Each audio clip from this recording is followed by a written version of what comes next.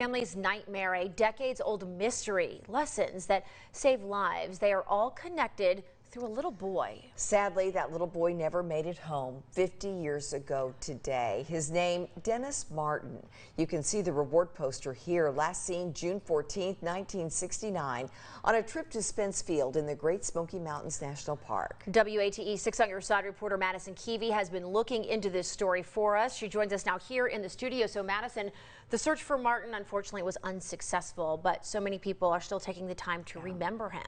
Absolutely, Kristen. You know, it's a tragedy that many in the Townsend and Wallen communities still remember vividly. Helicopters flying overhead for days at a time, community members, many strangers to the Martin family, volunteering their time so badly, wanting to help find this little boy. And although many in the Martin family, including his father, are no longer alive, Dennis Martin's legacy lives on, representing a needed change in the way search and rescues are done even today. The search taught as a case study around the world, but still here in East Tennessee, there are those with personal ties now sharing.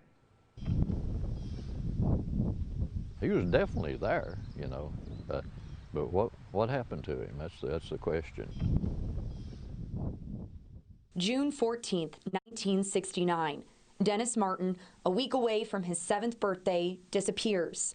His name, one of a dozen stories that to this day are still unsolved. Dennis, it's hard to figure.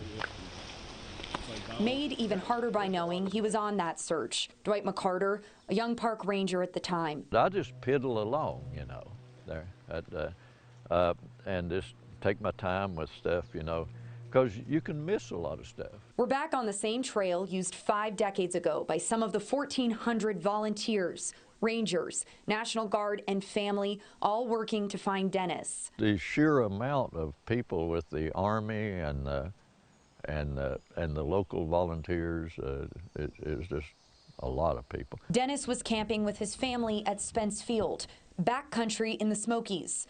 Modern day, only reachable by a nearly 7-mile hike. While camping, he and his brother decided to sneak up on their father and grandfather.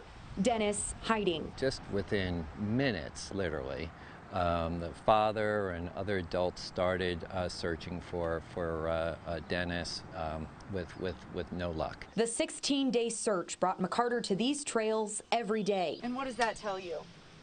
It's fresh. The tools he's using now backed with decades more experience. Here's one coming down, and that looks like the heel maybe there, and then here's your instep, you know, where your space there. Instead of looking for the person, McCarter looks for clues. Maybe that they threw a banana peeling or something, you know, or they may have had crackers, and the container the crackers was in is laying on the edge of the trail. Those changes go beyond just McCarter's tactics.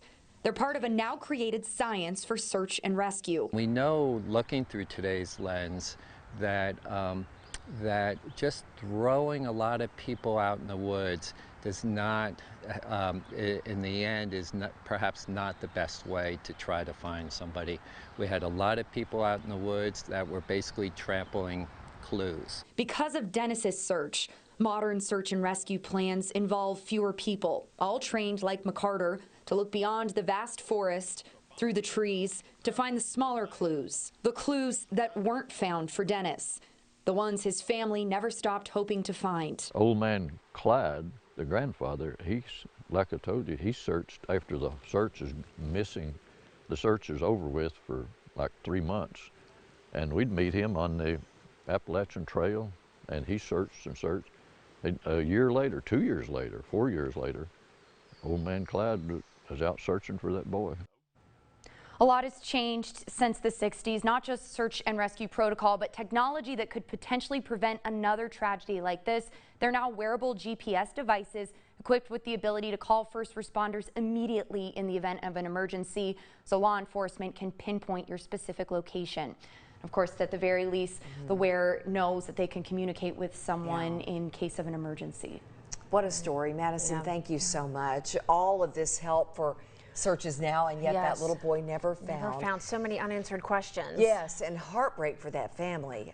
We have much more for you with this story online. Yeah, information on those devices that Madison talked about, extra web interviews there, and a day-by-day breakdown of the search for Dennis. All you have to do is go to WATE.com or open up our free news app and look under the As Seen On section.